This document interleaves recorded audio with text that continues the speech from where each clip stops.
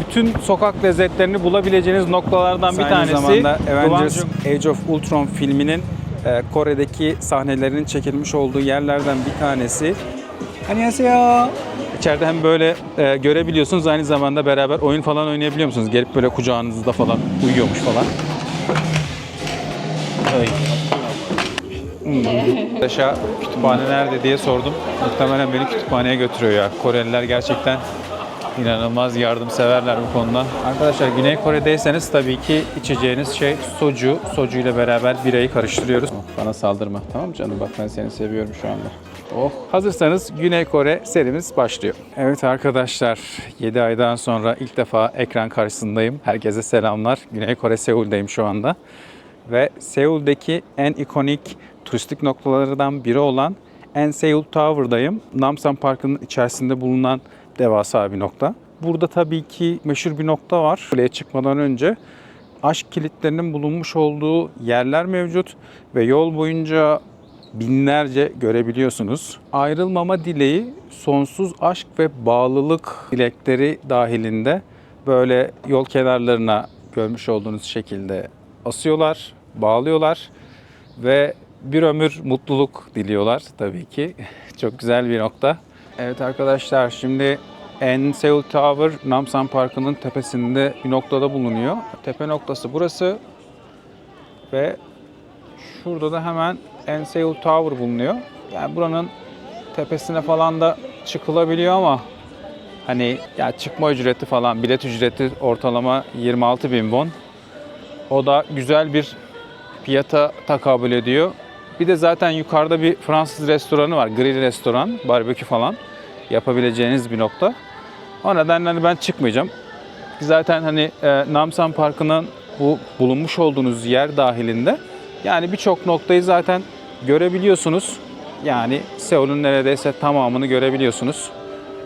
O nedenle ekstra Enseul Tower'a çıkmanın çok bir anlamı olduğunu düşünmüyorum.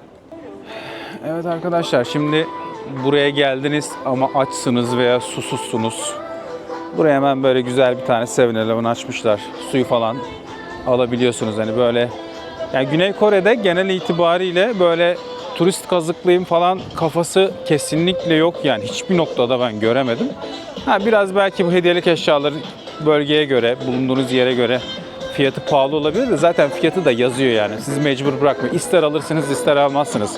Hani şu olay biraz aslında daha mantıklı ve çok güzel. Abi çünkü hani düşünsenize, böyle bir yere geldiniz. Şimdi bir imkan yok. Su alacaksınız. Suyu 5.000 won'a, 10.000 won'a da satıp sizi mecbur bırakabilir. O suyu mecbur almak zorundasınız yani. Şu anda Haziran, 30 derece sıcaktayız. Gerçekten şu anda burası yani kavruluyor diyebilirim. Hani böyle bir durumda hani mecbur almak zorunda kalıyorsunuz. Yani 5.000 won'a da satsalar, 10.000 won'a da satsalar o suyu almak zorundasınız. Ama adamlar ne yapmışlar? Hani böyle bir market açmışlar. Suyu işte 1000 won'a satın alabiliyorsunuz. Herhangi bir diğer mağazalardaki olduğu fiyat dahilinde satın alabiliyorsunuz. Yani herhangi bir sorun yok. O nedenle böyle hani Kore'de işte bir turist kazıklayalım da turistlere böyle bir güzel bir tarife uygulayalım kafası gerçekten yok. Hatta size şöyle bir şey söyleyeyim. Bakın şu karşı tarafa adamlar şöyle bir musluk koymuşlar. Tamam mı? Ücretsiz su içebileceğiniz bir nokta. Yani hani paranız yoksa gidip hani ağzınızı dayayıp da suda içebiliyorsunuz. Yani öyle bir güzellik yapmışlar. Yani daha ne yapsın adamlar yani. Bir de hani böyle gidiyorsunuz işte tapınaklara falan giriyorsunuz. Ya tapınaklara böyle giriş ücreti 1000 won, 1500 won civarında bir şey. Zaten birkaç tane tapınağı falan da beraber gezeceğiz. Yani fiyatlar 1000 won. 1000 won dediniz 30 lira. Hani böyle şey değil, mesela yere batan sarnıcına falan girmek için 100 dolar 200 dolar falan ödüyorsunuz ya. Hani burada öyle bir şeye denk gelme ihtimaliniz yok. Hani en fazla ödeyeceğiniz tutar yani 5000 won'dur da hani böyle çok böyle acayip böyle bir spesifik belki hani %50 özelleştirilmiş noktalar falan olabilir. Ama devlete ait olan bütün tapınaklarda ve gireceğiniz bütün turistik yerlerde herhangi bir şekilde böyle çok yüksek rakamlarla falan karşılaşmıyorsunuz. 1000 won 2000 won dediğiniz 30 lira yapıyor, işte 60 lira falan yapıyor.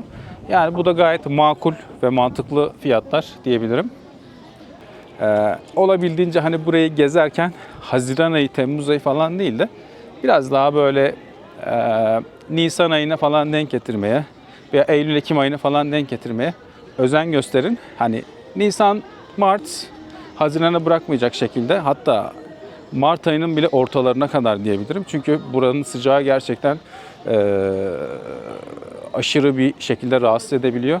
Hatta nokta atışı istiyorsanız yani Nisan ayının ilk haftası veya ikinci haftası diyebilirim size. Burayı ziyaret etmek için en güzel tarih noktalarından bir tanesi. Veya yaz sonu diyorsanız da Eylül ayı veya Ekim ayının ortalarına kadar. Çünkü Ekim ayından sonra da havada soğuklar başlıyor. Rahat rahat gezebilirsiniz. Rahat rahat istediğiniz noktaları gezebilirsiniz. Herhangi bir şekilde yağmur vesaire falan durum yok. Çünkü burada muson yağmurları Haziran sonu başlıyor. Temmuz'da devam ediyor. Ağustos'ta önermiyorum. Aşırı sıcak. Eylül-Ekim ayı kalıyor. Bir de yani Nisan ve Mayıs ayı dahilinde gezebilirsiniz. Evet. Şu karşıda çok güzel bir Seul manzaramız var. Gösterelim. Yani bu manzarayı zaten kuleye çıkmadan da görebiliyorsunuz. Tabii akşama doğru falan gelmek daha güzel oluyormuş. Böyle biraz daha şehrin ışıklarını falan görebiliyorsunuz ama benim biraz program dolu olduğu için ilk böyle sabah kalktım, buraya geldim. Buraya gezmeye başladım. Evet. Burayı da bitiriyoruz. Bir sonraki durağımıza geçiyoruz. Hadi bakalım.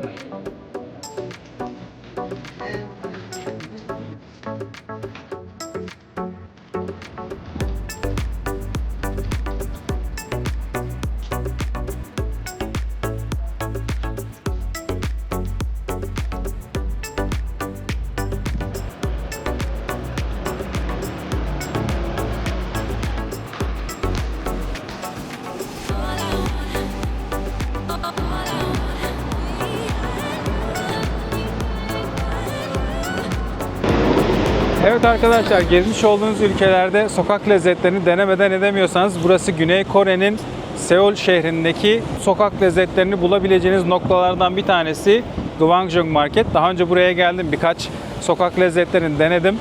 Fakat burada denemediğim birçok daha sokak lezzeti var. Bakalım, hep beraber gidelim, hep beraber deneyimleyelim. Aynı zamanda denerken puanlamayı da yapacağım.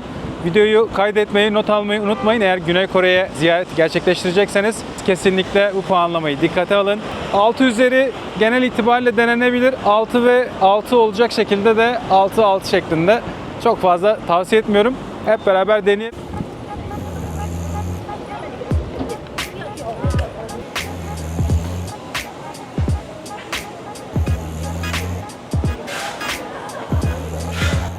Bak, o domuz bağırsağından yapılan. Bir şey söyleyeyim, ben onu yanlışlıkla yedim. Aynen. Benim Koreli bir arkadaşım vardı. Baktım şey yaptı işte, böyle birkaç tane şey falan. Ya tadı sakatat, böyle işte bildiğin sakatat yiyorsun yani. Ya ben de normalde, ya ben de yedim falan. Dedim ki ya sanki böyle, ya dedim sanki böyle şeyden mi acaba yapılmış? Yani böyle, ya koyun falan bulamıyorsun da burada, hani şey falan, inek bağırsağından falan mı? Abi sonradan işte bir araştırdım, baktım böyle şeymiş. Domuz bağırsağı maalesef, öyle bir. Evet arkadaşlar, bunlar kimchi oluyor. Kimchi biliyorsunuz bayağı meşhur bir Kore yemeği demeyelim de mezesi diyelim. Tabii bu markette sadece sokak lezzetleri değil, aynı zamanda böyle kapkacaklar, çantalar, kıyafetler falan, bunlar da satılıyor. Aynı zamanda hediyelik eşyalarla atıştırmalıklar falan. Bol yağlı, bol kolesterollü sokak lezzetlerimiz.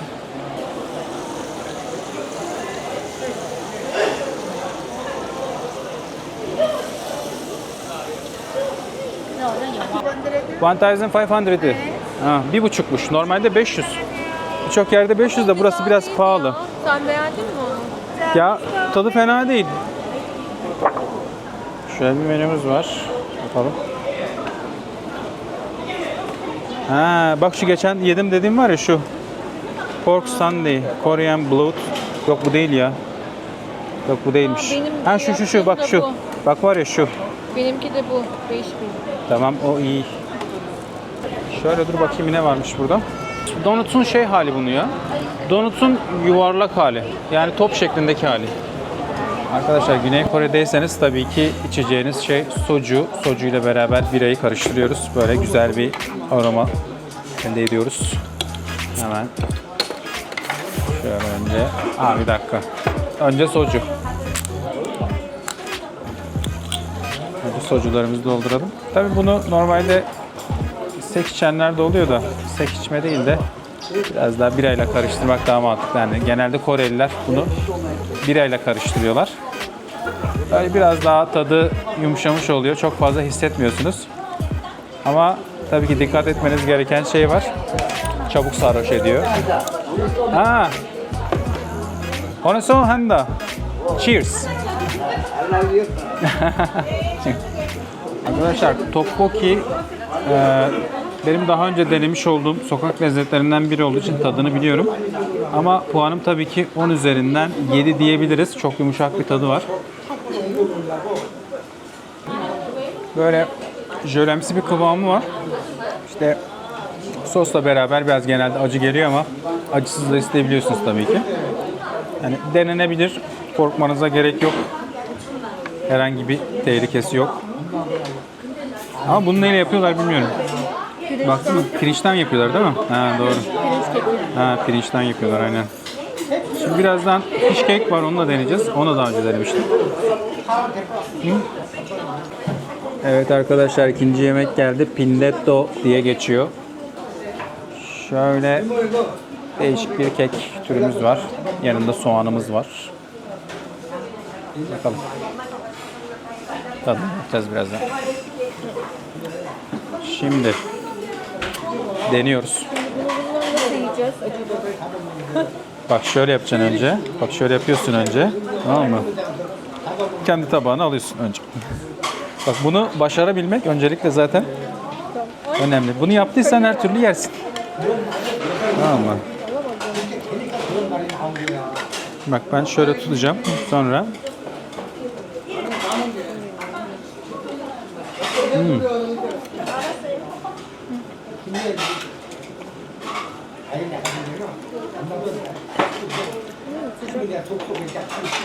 Tuzu yok. öncelikle çok yağlı. Çok Tuzsuz. Zaten kimse tuz kullanmıyor burada. Ya Güney Kore'de tuz bulamazsın.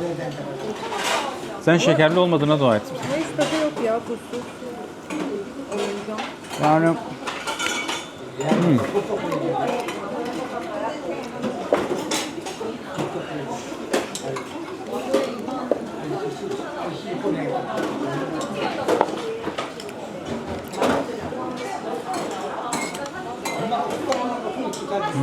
buna puanım olsa 6,5.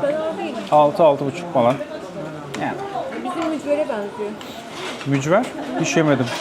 Evet mücver kızartma yapıyorlar ya. Vallahi hiç yemedim. Havuç falan.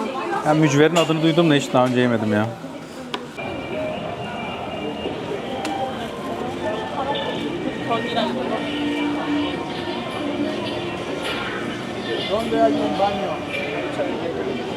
Arkadaşlar az önce gitmiş olduğum yeri boş verin. Sokak lezzetlerini denemek istiyorsanız Myeongdong'a gelin. Myeongdong'da hem acayip çok güzel mağazalar var. Aynı zamanda sokak lezzetleri açısından çok daha böyle çeşitlilik falan çok fazla. Yani burası bir önceki gitmiş olduğum yere göre daha mantıklı ve daha iyi gibi görünüyor. Şöyle hemen gösterelim. Et çeşitlerinden, işte barbekü çeşitlerinden, işte hamur işlerine falan, tatlı çeşitlerinden böyle atıştırmalıklara kadar falan. Burası mı? Burası şey mi? O şeylerin olduğu ve oyuncak falan satılıyor. Tamam, bir bakalım buraya da.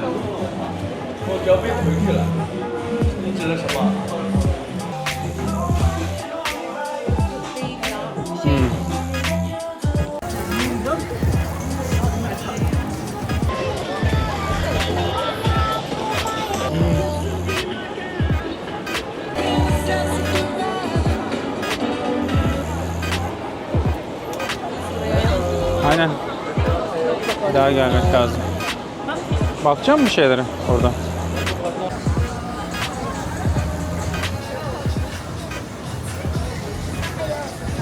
Hello, this is with cheese or sausage? Cheese sausage half cup. Half sausage and half cheese. Half cup. Can you give me the just cheese? Just this one, just cheese. Cheese. Okay, four. Okay, one pieces give me. Buyu daha önce denemiştim. İnanılmaz lezzetli. Okay, 감사합니다. Şuradan şöyle biraz.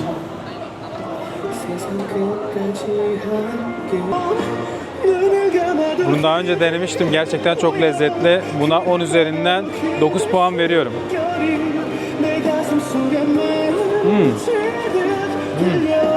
감사합니다. 감사합니다.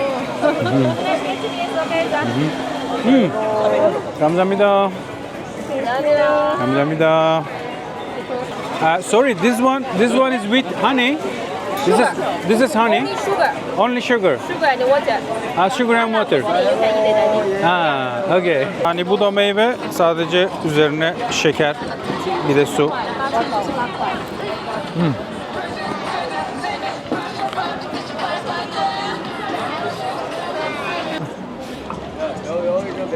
Yani tatlı olarak puanım 10 üzerinden yani 4 falan.